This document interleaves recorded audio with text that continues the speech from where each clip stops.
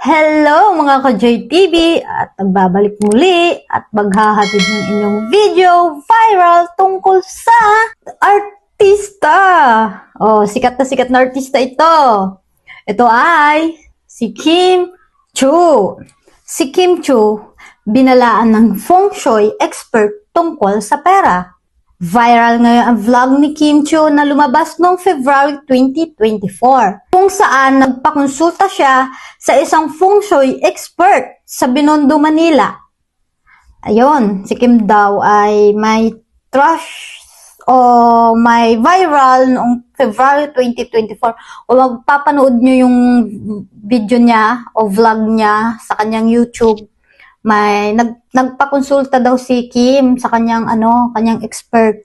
Tapos may mga sinasabi. Para kasi nagkatotoo ang babala ni feng shui expert na si Johnson Chua na mag-ingat si Kim sa magnanakaw sa kanyang pera pati sa trash issue. Nanakawan daw si Kim sa kanya ng pera at trash issue. Yun daw ang sinabi sa kanyang vlog noong 2024. Magkakatotoo. Magkakatotoo daw, sabi ni Johnson. Kasi may alam tayong things na kailangan ingatan, say ni Johnson. Then sabi naman ni Kim, ano yun? Curious na tanong ni Kim. Ano daw yun? Bumanat naman ang atin niya na si Lakam Chua na kasama niya sa nasabing vlog. Sana kasama daw, syempre, nagka-issue nga. Ngayon, yung kanyang kapatid mismo, kinasuhan ni Kim. Kasi nga, ang laking pera ninakaw sa kanya dahil sa sugal. Ang sabi nila, alam mo magiging totoo yan. Yung mga sinabi ni Johnson. Ano ang mga iingatan? Tanong ni Kim sa pinanganak sa Year of the Horse. Number 1 talaga na iingatan ng horse is that meron kasing robbery star ang the Year of the Horse, sagot ni Johnson. Yan. Paliwanag pa niya, ang problema kasi when you talk about robbery, hindi lang naman pera ang ninakaw, pwede din trash issue yung mga ganung klase. Hindi daw pwedeng magnakaw o trash issue. Ngayong lumabas 2025, pera ang ninakaw. Yung 2024 na vlog nila, kasama yun si Lakam, yung kapatid niya, kasama yun sa vlog ng 2024 Then ngayon, 2025, nagka-issue na ulit. Yun na nga, yung kapatid niya mismo ang nagnakaw ng pera.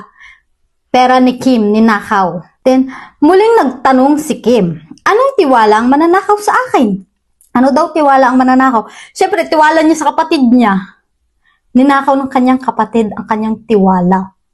Diba? Tapos, almost traitors and backfighter, you always need to be careful then. Mga user, may mga ganun siya. Muling pagsagot ni feng shui expert. Sinabihan pa ni Kim ni Johnson na mag-ingat. Then, shock, magkakaroon pala ako this year ng trust issue. Reaction ni Kim. Yun na nga, nangyari na sa kanya ang trust issue about sa kanyang kapatid. Kapatid niya mismo ang nagnakaw ng pera at ngayon, kinasuhan niya. And after 1 year, natuklasan ni Kim na makailanman si Lakam sa pagkawala ng malaking halaga ng pera sa kanyang negosyo. About na nga ito sa pagsampa ni Kim ng qualified trafficking complainant sa kanyang ate. Laki nun. Kanyang mismong ate ay nagnakaw ng pera ni Kim. Yun na nga ang sabi sa vlog niya this year 2024. Then ngayon, nagkatotoo nga ang kanyang vlog. Ang kanyang hula. Ang hula sa kanya ng feng shui expert. Ngayong 2025, nagka-issue nga, diba? Sa kanyang ate, kasi nga, ninakawan nga. Ngayon, ang ninakaw sa kanya, malaking halaga, pati siguro negosyo ni Kim, nadamay. Kaya siguro yan yung dating vlog niya na nag-feng shui expert niyang kapatid niya, na baka daw hindi totoo. Ngayon, 2025, nangyari na. Sakit nun. Sariling mismong kapatid mo ang nagnakaw ng pera mo. Then pinagkatiwalaan mo ng lubos-lubos. Malaki ang halaga ang nakuha kay Kim.